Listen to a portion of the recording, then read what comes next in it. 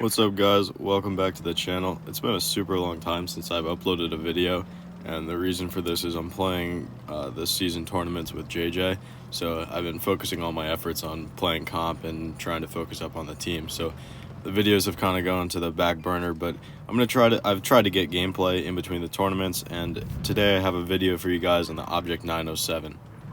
This tank is a really good option if you want to play a Russian medium because it gives you more alpha than a 140 with the sacrifice of a little bit of DPM. It's straight better than a T22 medium. That thing's not really in the running, and it's not as brawl focused as a T62A. You can play it sort of as a light tank that still has DPM. You can see at the beginning here, I was able to actually spot out that 140, and since I'm behind the bush, he didn't spot me in return. And then when he pops up in the back of the map, I hit him, and I can spot him for 20 seconds now because this has the same ability as the T100 LT, where if you hit a target, doesn't matter if you pen, as long as they're spotted, they will now be spotted for 20 seconds. So that's pretty crazy. And here we're gonna aim for the tracks, the 183, wait for him to move so that I can do that and get a ton of assist off of it. But that's one of the reasons why this thing is incredibly well played as sort of a light tank medium combo, because you get that super easy assist damage, and sometimes newer players don't realize that they're still spotted. This tank is a direct competitor to the Object 140. Both of them have quick firing 300-ish alpha guns. This thing gets 320, the 140 gets 300. The 140 gets a little bit more DPM, but with this thing you do 20 more damage on average per shot, so it kind of balances itself out. In addition to that, you get a significantly better armor profile than the 140. The hull is nothing to write home about, but the turret is definitely going to block some shots. The whole armor is like V-shaped. If you look at the front of the tank, the sides kind of curve up from the bottom to the outside on the top, and that can get you some lucky bounces, but it's nothing like a T22 medium, so don't look at it and think that it'll do that. But it's better than a 140 hull by far. If you side scrape, you'll get lucky more times than you will in a 140. Not saying you can rely on the whole armor at all, because you really can't, but you know, it's more than what you get with a 140. Personally, I really like the 140 because the gun is just a machine gun. It's awesome, but this thing has like a more usable gun because that little bit higher alpha fits my playstyle better. I usually play tanks that do a little bit more damage per shot, nothing like super high alpha, but the mediums that I end up liking usually have a 350 alpha or higher, so this puts me closer to that, and I don't have to adapt to the like machine gun gameplay style of the 140 as much. Some weird statistical differences between this and the other Russian mediums is this has 0.245 accuracy. The other tanks are around 0.3 or the low 0.29s. 0.245 is insanely good. It has a slightly longer aim time, but as we know how aim time works, it's the amount of time it takes to go down to your minimum dispersion value. So if your minimum dispersion value is already lower, it kind of cancels out somewhat. Another thing is your shell velocity is 500 meters per second slower than both the T62A and the 140. Usually I don't really account for shell velocity because it's kind of whatever, just aim better, but 500 is a ton. So you really notice with this thing, the accuracy isn't bad, but there's shots that you feel like you could have made with the 140 or the T62 that you don't make with this tank, and I think it's because of the velocity of the shell. Another thing to mention is you get 7 degrees of gun depression with this tank. The 140 gets 6 degrees. T62A also gets 6 degrees, I believe. So you get the most gun depression with turret armor that is not as good as the T62A, but better than the Object 140. We know with an Object 140, if you peek a ridgeline, if you can, with 6 degrees of gun depression, your turret's getting penned 100% of the time. The whole front of it is penetrable and you got big hatches. This thing has a somewhat larger hatch, but if you move back and forth, your turret cheeks are strong enough to brawl with most mediums when you can beat hull down. Like I said before, the armor is not something to rely on with this vehicle, but it is nice to have instead of just having a glass turret like the 140. So how do I play this tank? Well, you're watching some gameplay now. You can probably deduce from that, but that actually follows exactly how I played in this game. In the initial part of the game, like at the beginning, I played as a light tank. I want to get spotting runs done. I have the turret armor to be able to peek my turret out and not worrying about like getting sniped by an enemy light tank that's crossing or something. I can run from a position if I need to because I have 140 mobility. I have good view range, and then the important thing is if you hit somebody, they're spotted for 20 seconds. So that's really awesome to have, And I've always liked the T100 LT for having that feature, but I've always hated playing the T100 LT because the gun just feels so awful on that tank. This gun gets 10 more alpha damage, and you get, I believe, more DPM. I'm going to fact check myself on that right after this.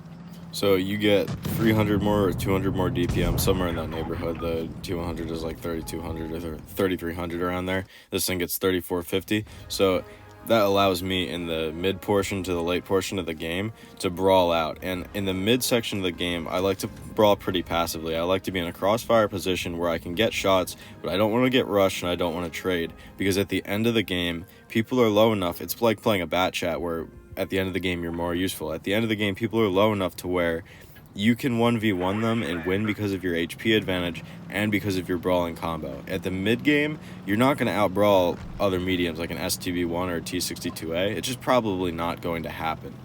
Towards the end of the game, though, if you have a slight advantage, you're going to win if you play better than them. So I like to keep my HP up, keep playing passively until I have the opportunity to jump on somebody. Same thing as playing a bat chat, like I said.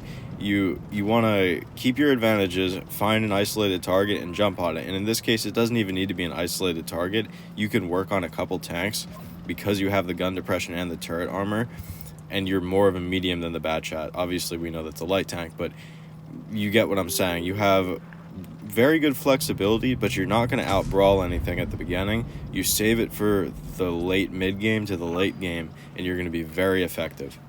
So let's watch how I put that into practice in this game. At the beginning, I went to a mid-scouting position. I don't want to be face-to-face with their mediums. They have a bunch of mediums and lights.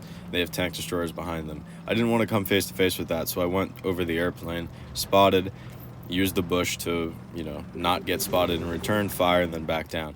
Now I'm going to kind of take this area away from them so I know there's nobody over here and I don't have to aggress on this side of the map, but I'm waiting to see if the bat chat's going to try to flank. Because if I get a shot into the bat chat back down and he still pushes me, I can easily win that 1v1 or push him back because he has to run. I don't want to get aggressive down this hill because it's not an STB where I can just go hold down there and just outpen this Jagdpanzer E100 and kind of win that engagement, but I do need to do something, so I'm going to start driving towards mid. The Jagdpanzer E100 is looking directly at me somehow, but my team is down 2 tanks to their 0 deaths already, and they're all sort of down by the beach, and I'm up at the top, so I need to get down and help them a little bit. So I'm going to cross over here and try to get closer to my team, see what I can do to help out for this situation.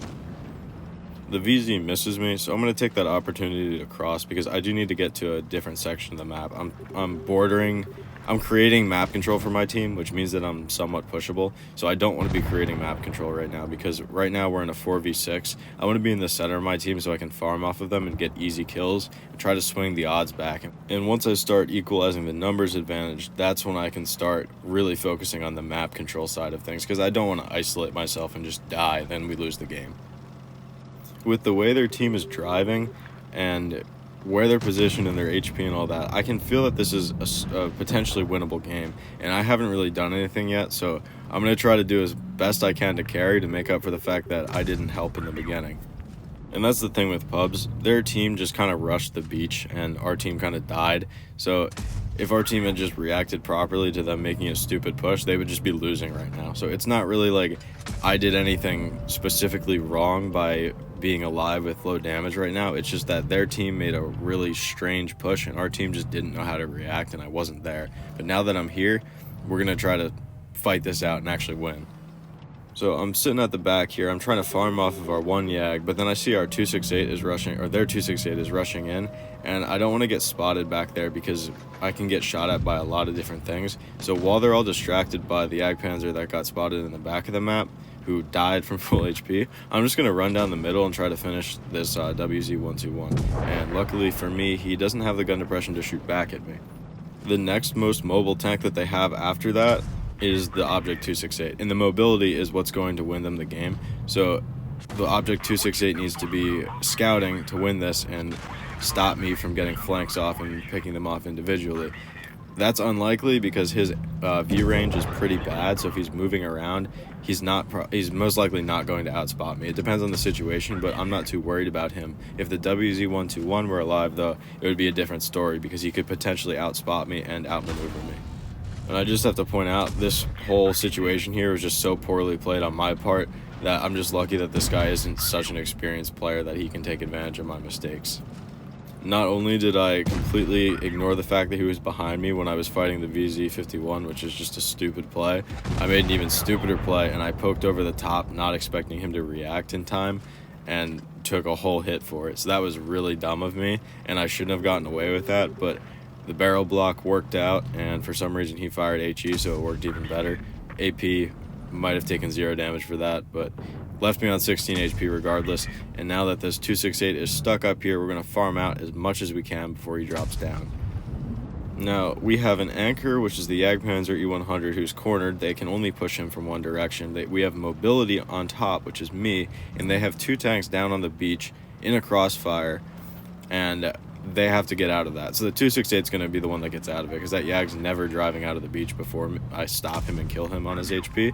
I'll wait for the Jagd, or the object, to drive up the hill a little bit so that I can drop down on the Jagd without the object just straight turning around and driving down the hill towards me.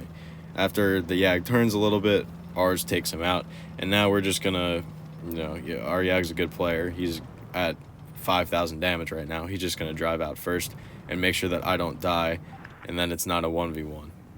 So for my conclusion on this vehicle, this thing is amazing. It's a really good carry tank. It has all those aspects that I've pointed out in the past that you need for carry tanks. It's got mobility, it's got DPM, it's got a gun that isn't a pea shooter but isn't reliant on hitting a single shot right away. What I mean by that is if you have super high alpha and you miss a shot, you lose out on so much DPM it's difficult to carry. So it's got mobility, a usable gun for a carrying application. It's got good view range and camo, and then it has that 20-second spotting thing where if you hit them, they're spotted for 20 seconds, which is super useful in almost every situation. You also get 7 degrees of gun depression with a good hold down armor profile. The tank's also tiny, so it's that's an advantage at long range. It's hard to hit it sometimes. It's also not really HGable. I mean, you can get HG'd in the rear, but if you face your back towards an enemy in most medium tanks, that's something that will happen. So your survivability is really good for a medium because of that. Even with all of these traits, I would still rate this tank as a very good tank, but only for more experienced players, because it takes a lot of skill to actually pull off the way you're supposed to play this vehicle, and if you don't know exactly what to do and where to position yourself, you're just not going to do well in it. It's so positioning oriented, it's insane. So if you don't know how to play the map perfectly, probably pick something else that uses like something such as a ridgeline or brawling capabilities as its advantage. I actually think that a Leopard 1 is easier to do well in than this tank. It's also easier to do worse in than this tank, but I think you'll just have mediocre games over and over again if you're not good in this tank. In a Leopard 1, a developing player can understand how to use the DPM better than they can probably understand how to use the map where you would in this tank. But regardless, as I said, it's still a very good tank, so if you're a good player, don't even worry about what I'm saying here. It's just more for new or developing players. But anyway, thanks for watching, and sorry for the long break between the last 2 videos, but I'll try to be uploading more coming soon. Once the comp season is over, I'll get back to the regular schedule. Thanks for watching, and have a great day.